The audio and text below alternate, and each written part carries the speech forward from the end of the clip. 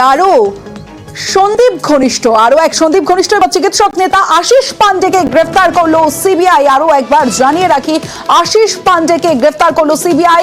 আরো এক সন্দীপ ঘনিষ্ঠ সিবিআই এর জালে। আমার সঙ্গে আমার প্রতিনিধি অনুপ রয়েছে, অনুপের সঙ্গে কথা বলবো। অনুপ, সিবিআই সূত্রে ঠিক কি জানতে পারছো?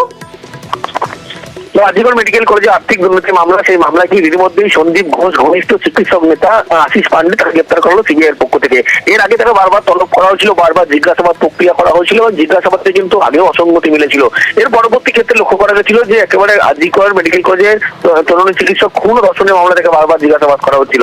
কিন্তু তার পরবর্তী ক্ষেত্রে যখন সিবিআই এর পক্ষ থেকে এই তদন্তভার দুর্নীতি তদন্তভার নেওয়া হয়, নতুন করে ইসিআর করা হয়, তারপরেই একেবারে সন্দীপ ঘোষকে হেফাজতে নেওয়া হচ্ছিল। বারবার যে জিজ্ঞাসাবাদ, সেই জিজ্ঞাসাবাদে কিন্তু একেবারে আশিস পান্ডে যে চিকিৎসক যে নেতা, তার নাম কিন্তু একেবারে উঠে আসছিল এবং সমস্ত দুর্নীতির কাজকর্ম থেকে শুরু করে একেবারে আশিস পান্ডে প্রথমেই কিন্তু সন্দীপ ঘোষকে এই সমস্ত রকম কাজকর্ম কিন্তু বরাদের ব্যবস্থা করতে হলে এমনটাই জানা যাচ্ছে। এবং সেখান থেকে কিন্তু আর্থিক লেনদেন সংক্রান্ত বেশ কিছু তথ্য মিলেছিল।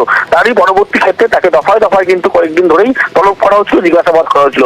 আজকেও তাকে একেবারে নিজাম প্যালেসের যে সিপিআই দপ্তর আর্থিক দুর্নীতি মামলায় মূলত তাকে তলব করা হয়। তাকে যখন জিজ্ঞাসাবাদ করা হয়, সেই জিজ্ঞাসাবাদে কিন্তু একাধিক অসঙ্গতি পাওয়া যাচ্ছিল। যে আর্থিক দুর্নীতির কথা বলা হচ্ছিল, সেই আর্থিক দুর্নীতির ক্ষেত্রে সন্দীপ ঘোষ যে সমস্ত বয়ান যারা সিবিআই আধিকারিক রেকর্ড করছিল, সেই বয়ানের সঙ্গে যখন আজকে আশিস পান্ডেকে যে বয়ান জিজ্ঞাসাবাদ করা হচ্ছিল, সেখানে কিন্তু তিনি সমস্ত প্রশ্নের উত্তর এড়িয়ে যাচ্ছেন, অস্বীকার করছিলেন। তারই পরবর্তীতে লক্ষ্য করা যায় যে একেবারে আশিস পান্ডে যে চিকিৎসক নেতা, তাকে গ্রেপ্তার করা হয়েছে এবং সন্দীপ ঘোষের থেকে সঙ্গে একেবারে অতিপ্রতভাবে কিন্তু জড়িত সমস্ত ঘটনায়, আর্থিক দুর্নীতির ঘটনা থেকে শুরু করে প্রত্যেকটি ঘটনায়। সেক্ষেত্রে কিন্তু সন্দীপ ঘোষ ঘনিষ্ঠ কয়েকজনকে যখন জিজ্ঞাসাবাদ করা হয়েছিল, সেখানেও আশিস পান্ডে নাম উঠে এসেছিল এবং আশিস পান্ডে ঘনিষ্ঠ কয়েকজনকে তলব করা হয়েছিল আজিগড় মেডিকেল কলেজ হাসপাতাল, সেখানকার কয়েকজনকে তলব করা হয়েছিল এবং তাদের জিজ্ঞাসাবাদ করা হয়েছিল। সেক্ষেত্রে কিন্তু আশিস পান্ডে যে চিকিৎসক নেতা, তার গুরুত্বপূর্ণ বেশ কিছু ভূমিকার তথ্য উঠে আসে। এরপরে সিবিআই এর পক্ষ থেকে আবারও আজকে তাকে তলব করা হয়। তারপরেই 12টার ঠিক কিছুক্ষণ পরে একেবারে নিজাম প্যালেসের সিবিআই দপ্তর, সেই দপ্তর তিনি এসেছিলেন এমনটাই খবর।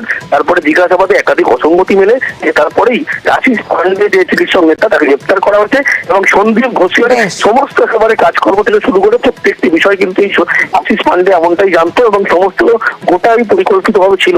তারপরেই তাকে আজকে বয়ানে অসঙ্গতি পাওয়ার পরে সিবিআই এর পক্ষ থেকে গ্রেপ্তার করা হয়েছে। বেশ।